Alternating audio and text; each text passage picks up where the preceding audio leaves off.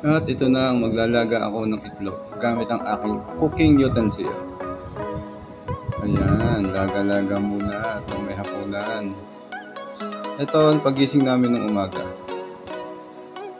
So, pinipare ko na yung para sa almusal namin. Ayan, nagdamit na ako dyan. Para maganda naman sa view sa mga manonood. Nabas ko na rin yung aking Berlin Wall. Pirito. Ayan, pirito tayo ng baon namin. Yun na kasi yung pagising namin sa umaga. So, nung gabi, malamig. Pero sakto. Sa bandang DRT nga pala to sa... Ayan, pirito na ako ng itlog. Lakad-lakad. Pirito ulit. Yun naman ang gagawin mo sa gantong pwesto eh. So, matutulog. Ayan, ito na. Nilabas ko na uli yung aking Berlin Wall. Para maprotektahan yung apoy ko sa hangin. Kasi medyo malakas yung hangin dyan. Hindi lang masyadong halata. Pero ayan, pirito pa rin.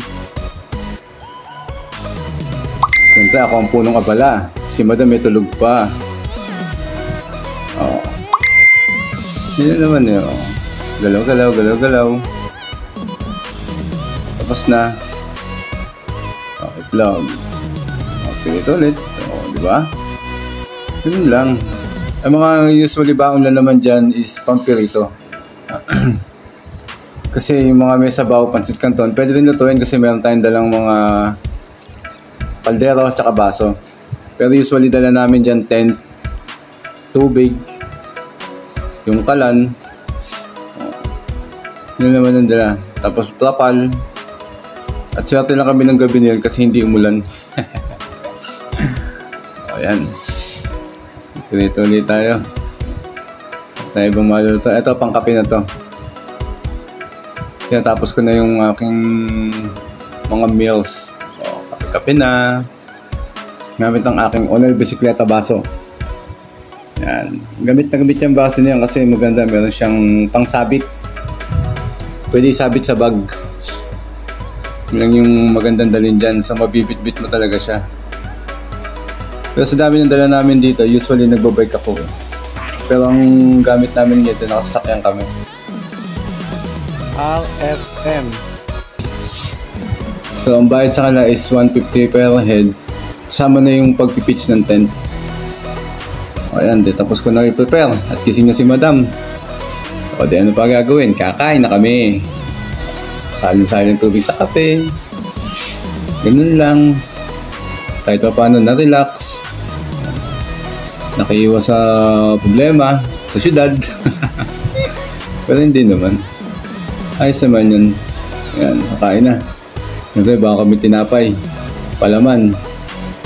Kasi mga bandang tanghali niyan, papakap na kami. So, okay na yun. Kain na ulit. Ayan.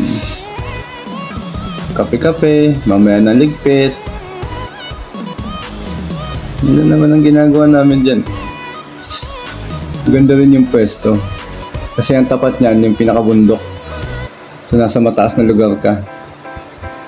Yun yung makikita mo dyan sa lugar na yan. Madali lang siya puntahan.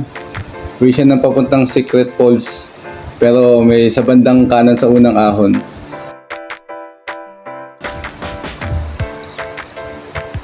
Yan, so kain malala. Kain tinapay, tingin sa view. Ganun lamang. At syempre, yan, matatapos na kami kumain dyan. So nagkamay kami sinangag pa yata ako tinira dyan eh. Yun yung gagawin. So kain. Pagsaluhan ng hinanda ko ng umaga.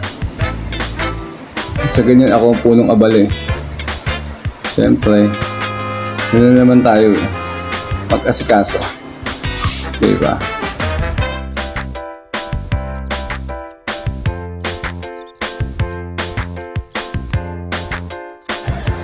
At ito na, nung natapos ng kumain, siyempre, tatayo, magliligpit na.